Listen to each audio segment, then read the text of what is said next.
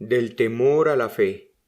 Estudios sobre la profecía de Habacuc y cómo interpretar los hechos de la historia, por el Dr. Martyn Lloyd-Jones. Capítulo 3. Aguardando la respuesta de Dios. Habacuc, capítulo 2, versos 1 al 3. Primero, la actitud de la fe. Después de hablarle a Dios acerca de su perplejidad, Habacuc continúa diciendo en el capítulo 2, sobre mi guarda estaré y sobre la fortaleza afirmaré el pie. Y velaré para ver lo que se me dirá, y qué he de responder tocante a mi queja.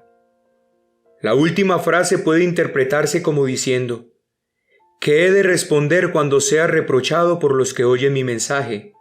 O bien, cuando Dios me reprenda por lo que he dicho. O quizá también, lo que Él me dirá cuando responda a mi queja. No importa cuál de las tres sea la más exacta, pues la consideración que sobresale en este versículo es que Habacuc se da cuenta que lo más importante en este caso es esperar en Dios. No es suficiente orar, decirle a Dios cuál es nuestra perplejidad y echar el peso de nuestra carga sobre Él. Debemos ir un paso más adelante y esperar en el Señor. Encomendar el problema a Dios. ¿Qué representa esto en la práctica? En primer lugar, que debemos despegarnos del problema. El profeta sugiere esta interpretación al describir una torre puesta sobre un lugar elevado que ofrece un amplio panorama y una gran perspectiva, tales como utilizan los observadores militares para anticipar el avance de tropas enemigas. El vigía está muy por encima de las planicies y de las multitudes de personas, ocupando un lugar desde el cual puede ver todo lo que está ocurriendo. Velaré para ver lo que se me dirá. Aquí tenemos uno de los principios más importantes de la vida cristiana y del entendimiento de cómo debemos pelear en los conflictos espirituales. Una vez que hemos llevado el problema al Señor, debemos dejar de preocuparnos. Debemos darle nuestras espaldas y fijar los ojos en el Señor. ¿No es precisamente aquí donde nos descarrilamos?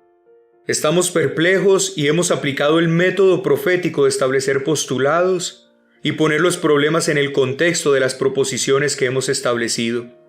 Sin embargo, no estamos aún satisfechos y no sabemos exactamente qué es lo que debemos hacer. Puede quizá tratarse del problema de qué hemos de hacer con nuestras vidas, o un problema que involucra una decisión difícil. Si fracasamos en encontrarle solución, a pesar de haber buscado la dirección del Espíritu Santo, no queda otro recurso que llevarlo al Señor en oración. Sin embargo, con frecuencia ocurre que nos ponemos de rodillas y le decimos a Dios todo lo que nos preocupa.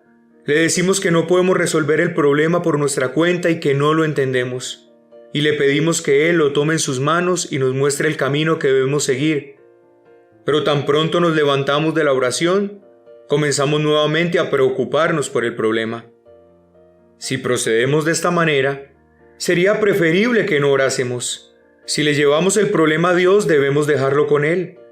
No tenemos derecho de seguir entretenidos con Él mismo. En su perplejidad, Habacuc dijo, voy a salir de este valle de depresión. Voy a ir a la torre del vigía. Voy a subir a las alturas. Voy a mirar al Señor y a nadie más. Este es uno de los secretos más importantes de la vida espiritual. Si has encomendado el problema al Señor y persistes en pensar acerca del mismo, significa que tu oración no fue genuina. Si estando de rodillas le dijiste al Señor que habías llegado a un impasse, que no podía resolver tu problema y que lo dejabas en sus manos, ¿debes entonces dejarlo allí? Rehúsate en forma decidida a pensar acerca de tu problema. No vayas al primer creyente que encuentres a decirle, ¿sabes? Tengo un problema terrible y no sé qué hacer. No lo compartas. Déjalo con Dios y sube a la torre del vigía. Esto no es fácil. Quizás tengamos que proceder con energía y obligarnos a nosotros mismos a adoptar esta actitud. Sin embargo, es esencial. Jamás debemos permitirnos el estar sumergidos por una dificultad o estar encerrados en un problema. Debemos salirnos completamente de él. Sobre mi guarda estaré y sobre la fortaleza afirmaré mi pie. Debemos extraernos deliberadamente, forzarnos a nosotros mismos si esto fuera necesario, separándonos completamente y luego tomar nuestra posición con firmeza, fijando los ojos en Dios y no en los problemas. En las Escrituras hay un sinfín de ilustraciones de este importante principio de la vida de fe, como así también en muchas biografías de hombres y mujeres de Dios. Mirar al Señor significa no proceder con el problema ni consultar otras personas, sino depender enteramente de Dios y esperar solo en Él. Habacuc miró a este problema, pero no vio luz alguna. Se enfrentaba con el problema que Dios iba a levantar a los caldeos, gente mucho peor que los de su propia nación, y los iba a utilizar para sus propósitos. No podría comprenderlo, menos aún reconciliarlo con el carácter santo de Dios, pero sí podía llevarlo a Dios y así lo hizo. Una vez llevado al Señor, dejó de mirar al problema y fijó su mirada en Él. Esta es la base verdadera de la paz espiritual. Es exactamente lo que Pablo quiso decir en Filipenses: por nada estéis afanosos. No importa cuál sea la causa, nunca te dejes caer en la ansiedad ni estar apesadumbrado por la preocupación. No tienes derecho de estar turbado. Nunca debes llegar a la ansiedad, pues esto no solo paraliza espiritualmente, sino que también nos debilita físicamente. Por nada estéis afanosos, sino que en todo sean hechas notorias delante de Dios vuestras oraciones por la oración y súplica. Como consecuencia, la paz de Dios, que sobrepuja todo entendimiento, será la guardia de vuestros corazones y vuestros pensamientos en Cristo Jesús. Sube a la torre y mantén tus ojos fijos en el Señor. No mires otra cosa y todavía menos a tu problema. B. Esperar una respuesta de Dios. Debemos dar un paso más aún y esperar la respuesta. Habacuc dice: velaré para ver. El deber del vigía militar es fijar sus ojos en el horizonte para detectar el más mínimo movimiento de parte del enemigo. Habacuc está buscando la contestación. Con frecuencia fracasamos porque oramos a Dios y luego nos olvidamos. Si pedimos algo de Dios, debemos esperar que nos conteste. Después de orar, ¿seguimos mirando al Señor a la espera de su contestación? ¿Somos como el profeta en su torre esperando que en cualquier momento llegue la respuesta?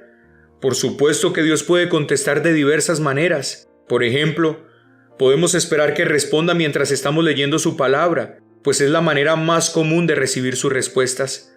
Al leer las Escrituras, repentinamente una extraña y maravillosa luz se vierte sobre el problema. Si dices: esta es la palabra de Dios por medio de la cual Él habla a los hombres, y espero que me ha de hablar por ella, es muy probable que recibas tu respuesta. Vela y espera. A veces Dios nos responde directamente a nuestro espíritu. El profeta dijo: velaré para ver lo que se me dirá. Dios se comunica conmigo hablando dentro de mí mismo. Él puede poner un pensamiento sobre nuestra mente de tal manera que estemos seguros de la respuesta. Puede imprimir algo sobre nuestro espíritu de una manera inconfundible. Nos encontramos incapaces de quitar una idea de la mente o el corazón. Tratamos de despojarnos de ella, pero nos vuelve vez tras vez. Sí, Dios responde a veces de esta manera. Otra forma de responder a nuestras oraciones es por ordenar en forma providencial las circunstancias que hacen a nuestra vida, de tal manera que nos resulta bien claro lo que Dios nos está diciendo. Dios nunca nos llama a hacer una obra sin que Él abra primero la puerta. Puede que demore mucho tiempo, pero si Dios quiere que hagamos una tarea especial, cerrará otras puertas y dejará una sola abierta. Toda nuestra vida será dirigida hacia esa puerta. Esta es una experiencia muy frecuente en la vida cristiana. Muchas veces permite que surjan obstáculos, pero el camino que debemos recorrer queda claramente señalizado. La voluntad de Dios nos llega con certeza. El punto crucial es que debemos estar mirando para ver la respuesta y listos para reconocerla cuando venga. Habiendo encomendado el problema al Señor, debo esperar su respuesta. Es también conveniente cotejar una indicación de su voluntad en otras indicaciones o circunstancias, pues Dios es consecuente consigo mismo, y en su proceder para con nosotros es lógico que haya una convergencia de las mismas. C. Velar y aguardar la respuesta. El tercer y último principio que tenemos ilustrado en este pasaje es que debemos observar con expectativa y con persistencia. Tal como lo hace el vigía en la torre, Debemos creer firmemente que Dios es siempre fiel a su palabra y que sus promesas son confiables. Habiéndonos encomendado nosotros mismos y nuestro problema a Dios, debemos persistir en mirar con una convicción tal que nos asegura que Dios con toda certeza nos va a responder. Sería una deshonra para Dios si así no lo hiciera. Si yo creo que Dios es mi Padre y que los mismos cabellos de mi cabeza están contados, y que Dios tiene mucho más interés en mi bienestar que yo mismo, si yo creo que Dios tiene mucho más interés en el honor de su grande y santo nombre del que yo tengo, entonces sin duda sería deshonrarle el no aguardar una respuesta después de orar. Sería indicación de falta de fe. Nada expone con más claridad el carácter de nuestra fe que nuestra conducta y actitud después de haber orado. A veces, en estado de pánico, oramos al Señor. Después, una vez que el pánico ha desaparecido, nos olvidamos de todo. Si esperamos con expectativa una respuesta, esto es demostración de fe. El profeta se afirmó en su fortaleza. Aunque no podía comprender las acciones de Dios, les llevó el problema en oración y luego esperó una respuesta.